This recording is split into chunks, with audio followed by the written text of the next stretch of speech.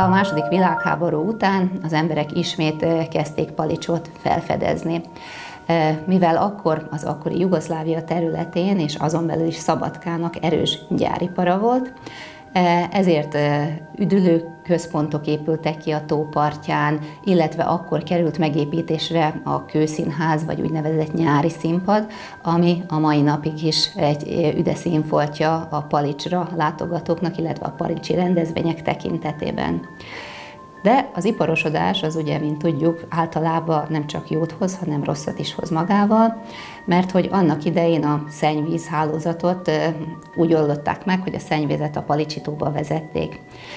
Sajnos a második világháború után az ipar megerősödésével ez a szennyvíz továbbra is szinte ellenőrizetlenül a tóba került, ami olyan jellegű károsodást okozott a tóba, illetve annak élő világában, hogy a 70-es évek elején egy nagy munkálat folyamán leengedték az egész palicsi tavat, összekötötték a Tiszával, egy zsiléprendszeren keresztül, ugye kikotorták az alját, iszaptalanításra került sor, és amikor újból feltöltötték a tavat, akkor egy szennyvíz tisztítónak a kiépítése is valamilyen szinten elindult, de pénzhiány, vagy az akkori városvezetés olyan döntés alapján igazából ezt én már nem tudnám elmondani konkrétan, de bizonyos olyan eljárások, amik akkor elő voltak látva, hogy bekerülnek még a víztisztításba, azok nem történtek meg.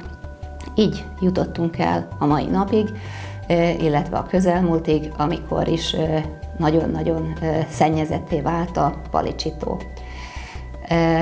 A 2000-es években már látszott, hogy ez milyen nagy probléma, és tulajdonképpen egyik legmodernebb szennyvíztisztító rendszer került kiépítésre, ami azt eredményezte, hogy a mai napon tulajdonképpen már szinte ivóvíz minőségű víz jut vissza a Palicsi tóba, de az iszapréteg az még annyi nehézfémet meg káros anyagot tartalmaz, amit bizony nem lehet egykönnyen kitisztítani, illetve nem lehet egykönnyen megszabadulni tőle.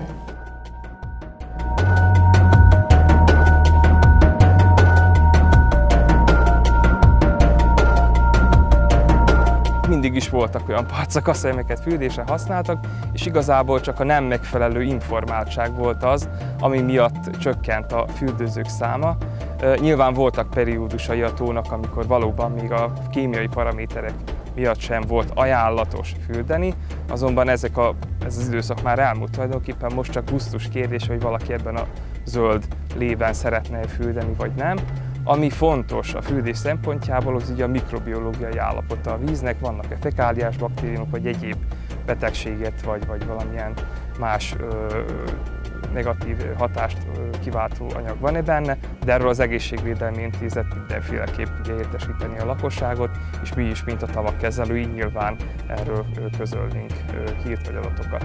Hát a tónak abban a periódusában is, mikor nagy volt még a fürdőélet, nem hogy zöld színe volt, hanem még a különböző sársos partszakaszok is megvoltak, sőt, sűrűn le is apadt a tó, majd hogy nem kiszáradt, azonban ez nem zavarta a fürdőzőket, hiszen ez hozzátartozott akkor az élethez, hogy ezek a tavak még nincsenek leszabályozva, tehát a vízszintjét is csak a 70-es évek után kezdték szabályozni, és a régi képeslapok is pont erről árulkodnak, hogy nem volt azzal gond, hogy egy kicsit most alacsonyabb a vízszint, egy kicsit több az iszap.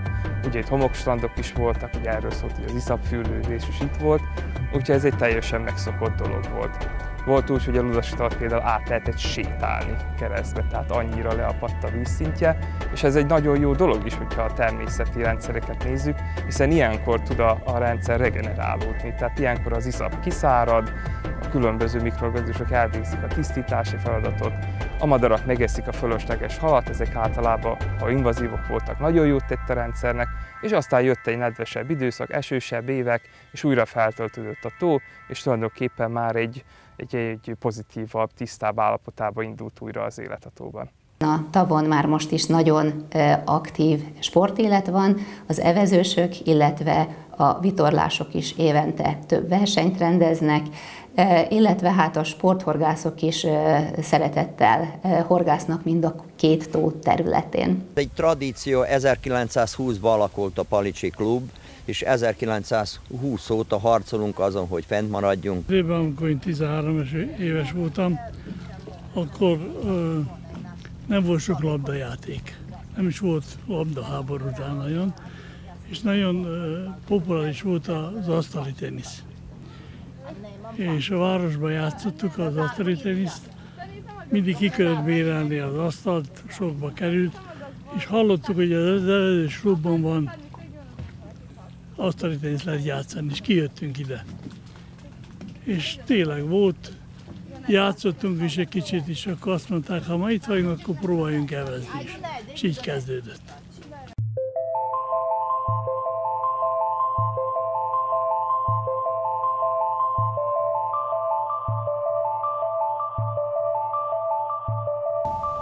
És 56-ban már országos bajnokok voltunk 4-esbe.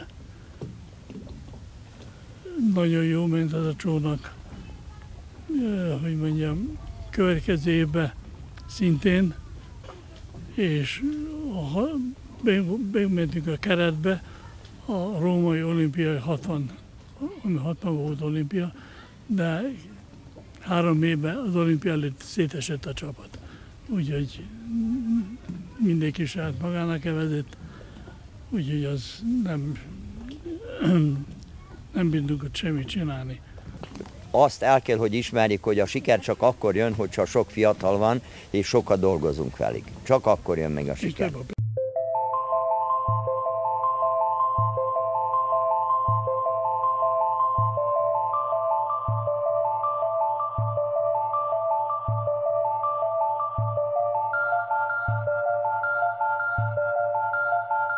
Országos versenyeken majdnem minden évben kinevelünk 1, 2 vagy 3 csapatországos szintű első helyezetteket, és a többek között persze mindig azt mondjuk, hogy a Martin Macskovics, aki most jelenleg a legkiválóbb evezőse a Palicsi evezésnek, és a Szerbiának is egyik a legjobb evezése, az továbbra is itt van, itt él velünk, itt dolgozik, és mellékesen csak megjegzném, hogy belekerült a következő olimpiai csapatba, ami Japánban lesz a következő olimpia. Fociztunk, játszottunk a srácokkal, kicsit fürödtünk, evezgettünk, és aztán az évek során kicsit láttam, hogy ebből valahogy beszippantott, azt mondanám a sport, beszippantott a siker, meg úgy kialakultak, kirajzoltak valamilyen célok a fejembe, és úgy 15-6 éves lehettem, mikor eldöntöttem, hogy adok neki egy nagyobb esélyt, hogy tényleg kicsit megpróbálok kizárni egyes dolgokat, hogy tudjak fókuszálni az vezésre, és élveztem, úgy ment magától ez az egész folyamat,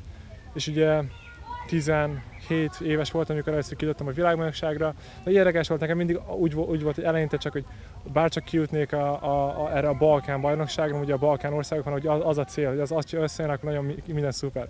És az összejön, hogy mondom, most mennyire király.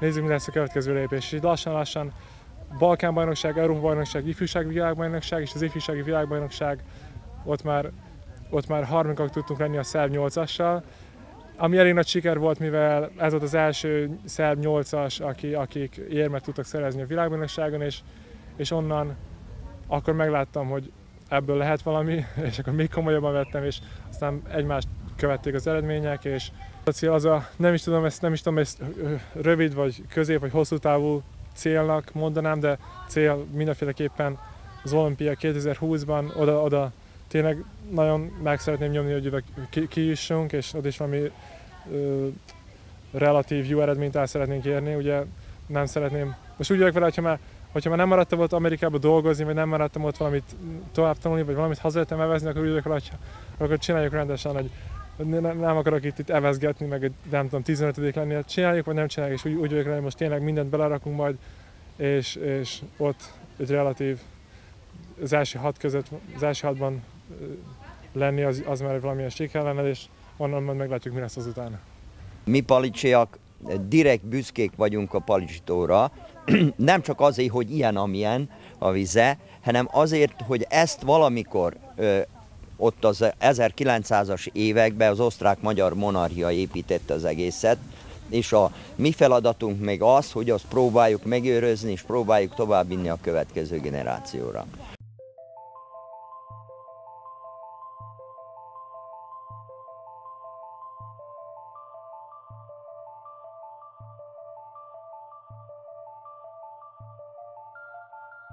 Van, elég szépen vagyunk, úgyhogy van egy 100-150-200 horgász biztos évi szinten, akik horgásznak Palicson. Mióta megjelent a süllő nagyobb része, most már nagyobb süllőket lehet fogni, és jönnek Becsérő, a környező településekről, ugye nem csak Palicsról. Hát Ponty, Harcsa is megjelent. Kárász, babuska, ahogy mink mondjuk, az nagy mennyiségben van. Zsilipek vannak, kiépített átjárók vannak, úgyhogy 4 szektorunk van, mindegyik szektor el van zárva, kiépített zsilipekkel, ugye? És az 1-es szektor az, ami jön, a városi víz, a tisztító, a 2-es az ülepítő, a 3-as már az átszűrt tiszta víz, ami jön ide a 4-esbe.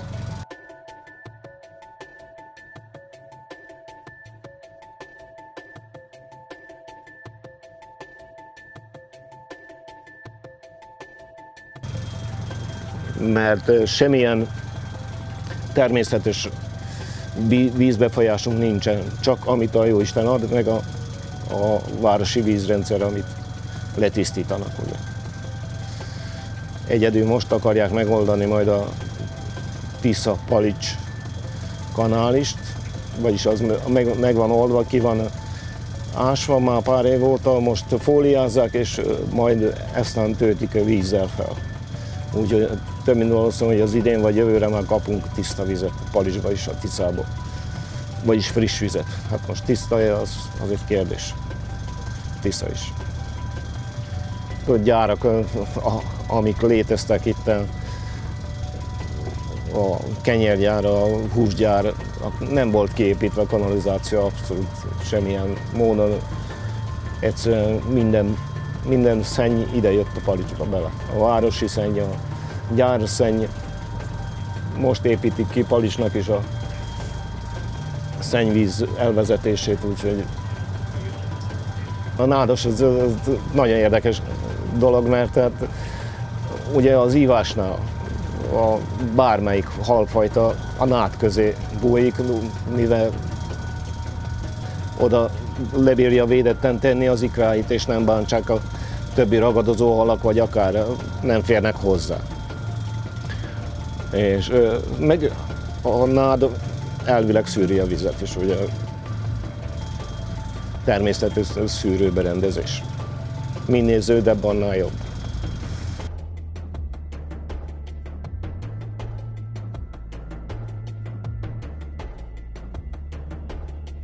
Itt vagyunk a Ludasi tó partján, az északi csücskében a tónak, a Ludasi látogatóközponttól nem messze levő mólón.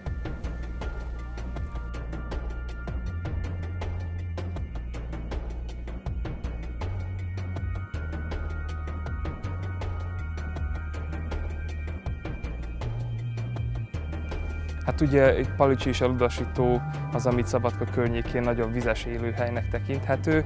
Mind a 2 tó ugye sekély, ugye a Pannon biogeográfiai régióban vagyunk, és a homok és a lösz találkozásánál alakultak ki ezek a tavak, amelyek speciális körülménynek számítanak. Ez mind kihat a tó ugye vízminőségére és az élővilágra, és különösen a növényzetre, hiszen nagyon mozaikolnak a különböző talajviszonyok, és ettől függően ugye alakultak ki a vegetációs típusok is, amelyek szintén ilyen mozaikos, tehát foltszerűen helyezkednek el, és így az élővilág is az állatvilág is ehhez alkalmazkodott. Ezeket a tavakat különböző vízfolyások táplálják, illetve táplálták, egy részük ugye már nem létezik. Tehát Szabadka város, ahol most jelen pillanatban elhelyezkedik, régen egy ilyen vizenyős terület volt, különböző kis erek voltak azok, amelyek beleérkeztek a Palicsi tóba, és ezek táplálták egyrészt, valamint talajvíz is táplálhat, ezekre még pontos kutatások nincsenek, és ugye az esővíz az, ami táplálta, a Ludasi tavat illetően pedig a Kőrösér az, ami a fő vízforrása, ugye, felszíni vízként, illetve az esővíz, és hát ugye miután megtörtént a Palicsi tónak a szanálása, illetve az azt övező időszakban kiépült a Palics-Ludas csatorna, mely összeköti a két víztestet, és tulajdonképpen a Ludasi tó vízminőségét most már főképp ez a Palicsi tóból érkező víz határozza meg, a Kőrösérből tulajdonképpen csak egy ilyen átmosás van itt az északi oldalon. A Palicsi tó az ugye egy sekélyvízű tó, szikes eredettel, tehát az azt jelenti, hogy sós volt a vize. Na most ez nem konyhasót jelent, hanem inkább nátriumkarbonát, nátriumhidrokarbonát, és erre nagyon sok bizonyíték is van. Ugye anno épült egy szódagyár a környékére, amiből az összegyűjtött szódát feldolgozás után külföldre is szállították, Spanyolországban gyártott akkori szódával vetekedett a minősége, illetve az állatok itatására is használták, de csak azokat a részeit, amelyek kevésbé voltak sósak, és ugyanakkor kenderáztatásra is nagyon jó volt ekkor a víz. Hal ez miatt ugye kevés volt benne. Ami a Ludasi tavat illeti, szintén egy ilyen szikes tó, azzal a különbséggel, hogy az északi és a déli részében különbségek vannak a vegyi összetételt illetően. Ez különösen jelentős, illetve elkülönült, amióta ugye a Palicsi tóból érkezik a víz a Palicsi-Ludas csatornán keresztül. Tehát látványos a különbség, hogyha paramétereket nézzük. A Palicsi tó iszapjának a gyógyhatására nagyon sok történelmi adat, levéltári adat áll rendelkezés, amelyeket már többen föl is dolgoztak, és tulajdonképpen már Mária Terézia idejében ugye elkezdődött ez a vizsgálat, különböző egyetemekre, orvosoknak a számára küldtek vízmintákat elemzésre, és kiderült, hogy például különböző bőrproblémákra, reumára volt jó hatással az ilyen iszappal feltöltött kádakban való fürdés, és akkor erre kezdtek kiépíteni tulajdonképpen fürdőket, ugye volt itt nádasfürdő is Palicson, amit ma már nem találunk, meg még a nyomait sem, akkor erre épült aztán ugye egyrészt elsősorban a tehetősebb réteg számára egy ilyen turisztikai ajánlat, aztán pedig ugye azért bővült az is, már elég sokan külföldről és belföldről is ide látogattak, mind a gyógyhatás, mind az e köré kialakított turisztikai kínálat miatt. Volt itt Dankó Pista féle koncertezés is, rengeteg előadás, akkor itt volt ugye olimpiai játékszerű kezdeményezések, úgyhogy elég sokat kínált a tó turisztikai szempontból. Ugye, hogy jött az iparosodás, illetve a mezőgazdaságnak az előre nyomulása, itt rengeteg negatív emberi hatás érte a tavat. Egyrészt ugye Szabadka város egyre erősödött, az ipara elkezdett az 50-es években ugye jól előre fejlődni, kiépítették a csatornahálózatokat Szabadkán, ugye összegyűjtött rengeteg szennyvizet, ez azonban tisztítatlanul érkezett a tóba.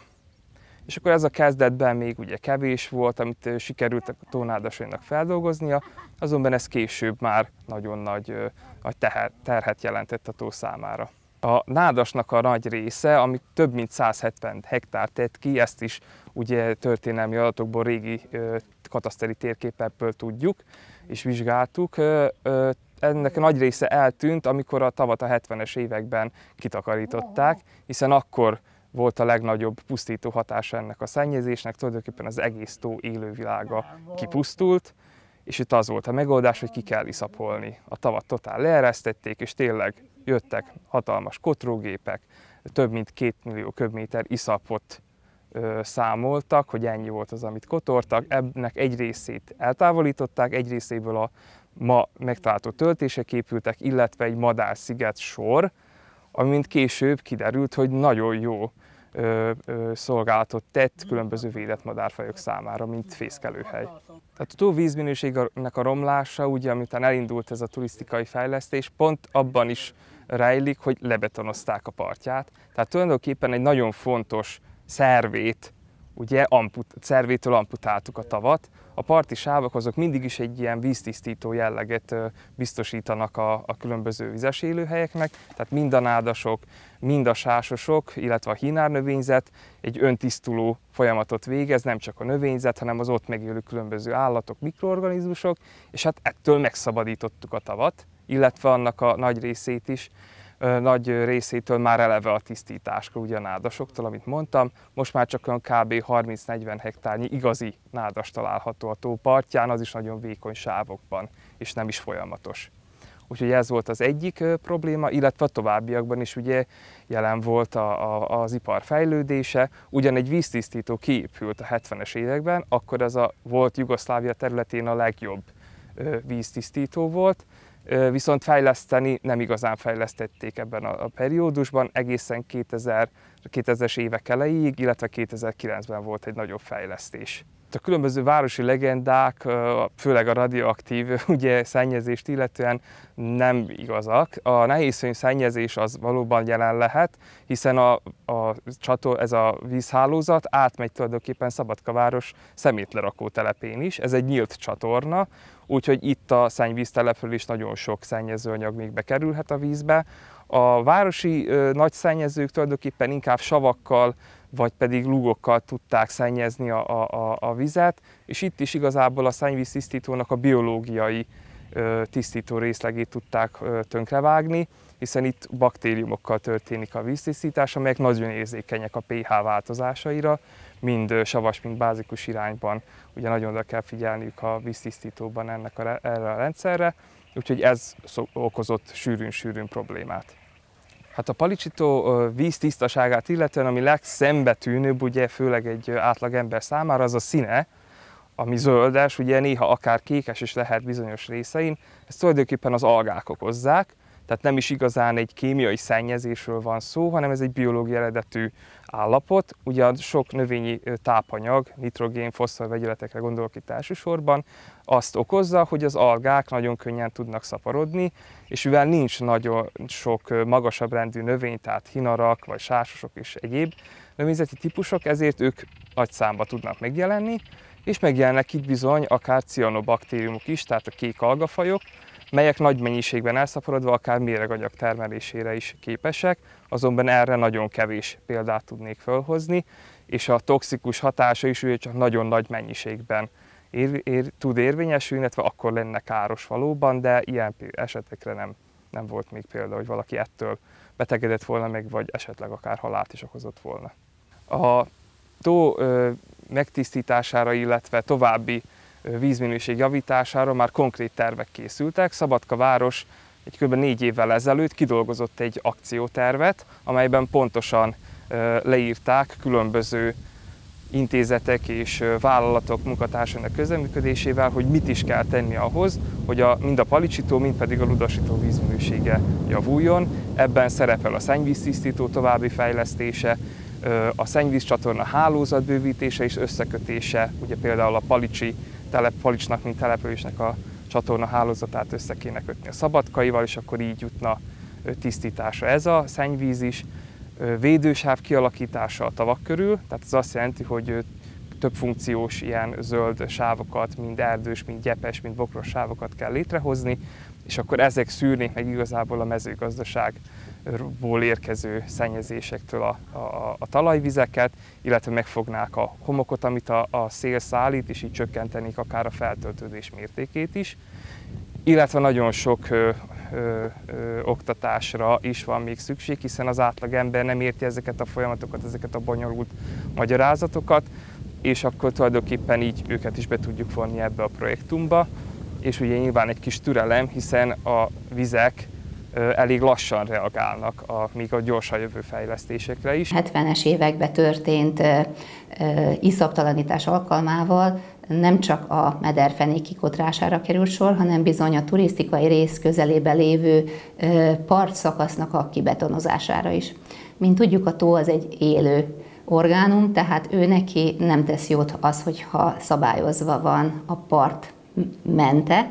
A tó az szereti, ha tud kicsit bővülni, tud kicsit terjeszkedni, illetve hát a nem megfelelő nádkivágás, illetve nádkitermelés is hozzájárult ahhoz, hogy bizonyos partszakaszok ugye szinte bemosta a tó, mert ugye olyan helyeken lettek kivágva, a nád olyan helyen lett kivágva, ahol nem kellett volna, viszont vannak olyan részek, ahol meg úgy elszaporodott, hogy ott ugye ez nem tesz jót.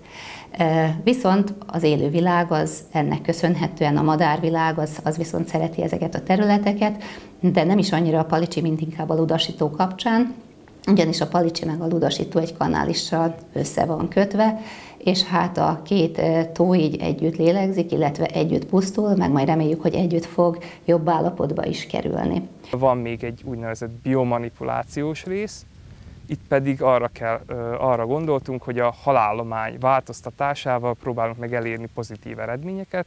Tehát egyrészt nagyon sok özönfaj van a tóban, például ezüstkárász vagy naphal, amelyek ugye könnyen elszaporodnak és kiszorítják az őshonosokat, viszont ők nem tesznek túl sokat a tóért, tehát nem esznek algákat, nem távolítják el a fölös iszapmennyiséget.